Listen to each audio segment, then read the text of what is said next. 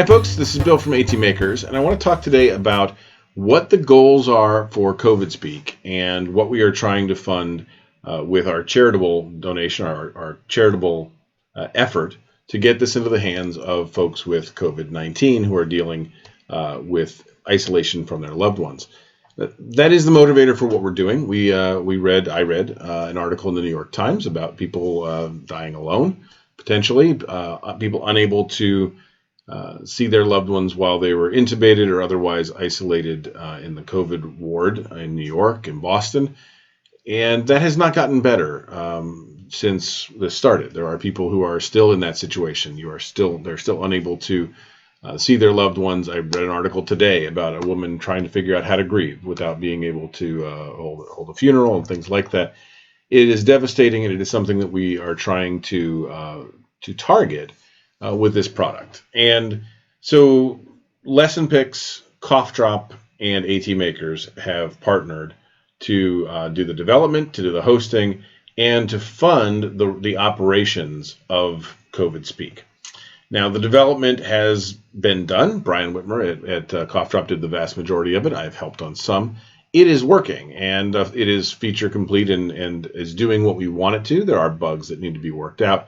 But we are rolling it out across the country in some pilots first, and we'll be rolling out more broadly in the very near future.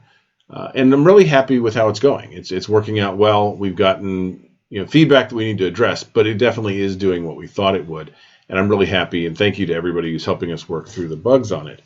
But it's important to understand what we're funding and what will come later. And I think it's important that I actually walk through a clarification of what that is. So in order to support as many people as possible in that situation where they are unable to speak verbally and they are in an isolation situation due to COVID-19, we really need to make sure that that's who we fund first. When we talk about funding, what is the actual cost of this? Well, the software development is done. Hosting the server, the software on the servers and hosting the web pages is not a significant cost. But the bandwidth that goes between the browser on one side in a hospital room and the browser at somebody's home or in a waiting room, whatever that is, that bandwidth very often goes out through the internet. It has to go through our servers and back down. And when that happens, there's a very straightforward price that we have to pay for that bandwidth. It is not free. It is definitely something that is a straight up cost. It can run anywhere from 5 or 9 cents per gigabyte up to 40 cents per gigabyte, depending on the situation. That doesn't sound like a lot of money. And if it's one person paying for just their communication, it's not. It's maybe a couple dollars a month kind of thing. If we're supporting hundreds or thousands of people, it becomes thousands or tens of thousands of dollars per month to support that. And at some point, we will hit a limit where we have to tell people no. And we don't want to tell people no who are in the situation that we were originally trying to address. So, although there are other wonderful uses for this software, and that can be folks who use AC and the video modeling will help, or people in an assisted living facility who want to speak to their family at home, people who are temporarily away from their AAC devices. These are all outstanding uses for the software. It is not something that we can fund during this crisis time. So the criteria right now for being able to use COVID Speak for free is you must be in a hospital setting.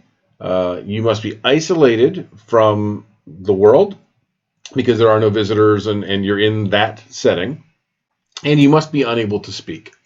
If you are able to speak verbally if you can communicate well verbally, there are a million other tools that you can use to do video conferencing. So there's Google Chat, Gmail's Chat, there's FaceTime, there's Zoom, there's GoToWebinar, and a lot of these are free at the moment.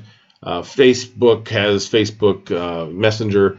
There are a ton of ways to do just face-to-face. The software here that we're developing is for when you cannot speak, and either you're using a mouse to be able to choose things, or you're using your eyes and your partner is doing assisted scanning and able to choose what words you're looking at.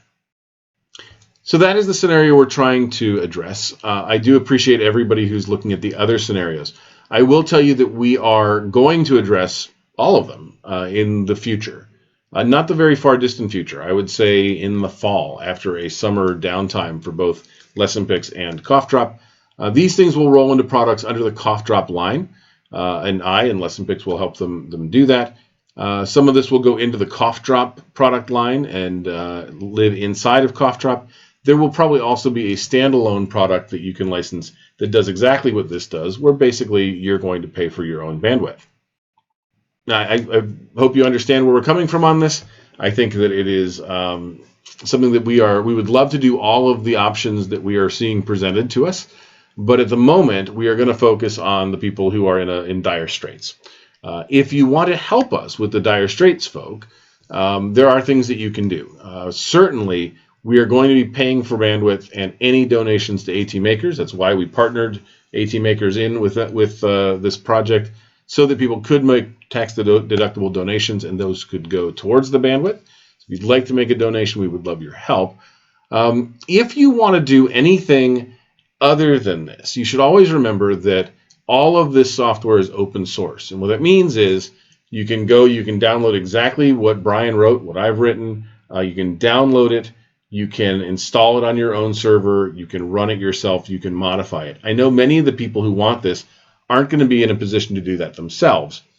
But if there's something where you'd like it to go in a different direction and you want to hire software developers or work with a university to work on a project, work with your local STEM programs at the robotics teams, that is available and you are welcome to do it. We really do welcome people taking this and forking it and branching it off in a different direction if they want to do that.